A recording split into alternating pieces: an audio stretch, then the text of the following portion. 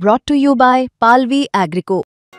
पालवी ॲग्रिको, भारताचा पहिला AI तंत्रज्ञानावर आधारित B2B आणि B2C ई-कॉमर्स प्लॅटफॉर्म. शेतीसाठी जे काही लागणार थेट तुमच्या बांधावर पोहोचणार, मोबाईलच्या एका क्लिकवर. 2 दिवस शिवसेना प्रमुखांची बॉडी का ठेवली होती उद्धवजींनी? तुम्ही काय अंतर्गत चाललं होतं तुमचं? आम्ही खाली बसलो होतो. 8 दिवस आम्ही मातोश्रीच्या बाकड्यावर मी झोपलोय. 8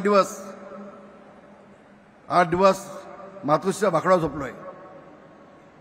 सगळं कळत होतं, पण हे सगळं कशासाठी? कोणतरी सांगितलं बाळासाहेबांच्या हाताचे ठसे घेतले होते. ठसे, मग ठसे कशासाठी घेतले होते? काय नेमकं होतं? सगळी चर्चा चालली होती तिथे मातोश्रीमध्ये. आणि पुढे जाऊन माझी विनंती आहे, बाळासाहेबांचं मृत्यूपत्र कोणी केलं, कधी झालं, त्यामध्ये सही कुणाची होती, कोणासाठी माहिती. असं आहे की रामदास कदम ह्याला मी छमछमदास बामदास कदम म्हणतो.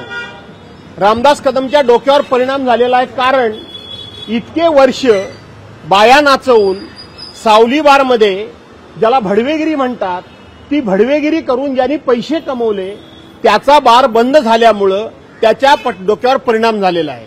रामदास कदमांसारखा मूर्ख माणूस हा महाराष्ट्रामध्ये नाही. रामदास कदम हा प्रश्न विचारतो की मराठी माणसाकरता पक्षप्रमुख उद्धव बाळासाहेब ठाकरे यांनी काय केलं. अरे रामदास कदम, 2009 साली तू माझ्या विरोधात निवडणुकीमध्ये पराभूत झालास आणि त्यानंतर उद्धव साहेबांनी तुला विधान परिषदेचा आमदार केला. तो सुद्धा मुंबई महानगरपालिकेच्या नगरसेवकांमधून तुला आमदार केला. 2 वेळेला तू मुंबई महानगरपालिकेच्या नगरसेवकांमधून आमदार झालास. तू मुंबईकरता काय केलंस हे सांगितलं पाहिजे. त्याऐवजी एका बाजूला आम्ही शिवसेना प्रमुखांचे भक्त म्हणून सांगायचं, आम्ही शिवसेना प्रमुखांचे शिवसैनिक म्हणायचं आणि त्या शिवसेना प्रमुखांच्यावर अस्लाद्य टीका करायच्या.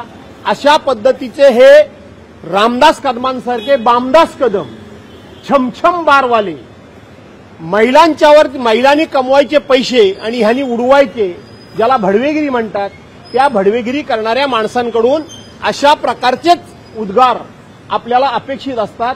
यापेक्षा त्यांच्याकडून चांगलं प्रबोधन, चांगले विचार, ज्या शिवसेनेनं 32 वर्ष याला लोकप्रतिनिधी केलं त्याचे कुठेतरी कृतज्ञता यांच्याकडून व्यक्त होणार नाही, कारण ही कृतज्ञ माणसं आहेत. दुसरी गोष्ट, रामदास कदम हे ज्या शिंदे सेनेचे नेते आहेत, आज हा पक्ष स्थापन होऊन जवळजवळ 3 वर्ष झाली. मला एक असं उदाहरण सांगा की ह्या रामदास कदमला महाराष्ट्रामध्ये कुणीतरी कुठेतरी एखादं भाषण द्यायला, एखादे विचार मांडायला कुणीतरी नेता म्हणून बोलवलंय का? आणि म्हणून अशा मेळाव्यांमधून भुंकल्याशिवाय रामदास कदमांसारख्या श्वानांना कोणी किंमत देत नाही.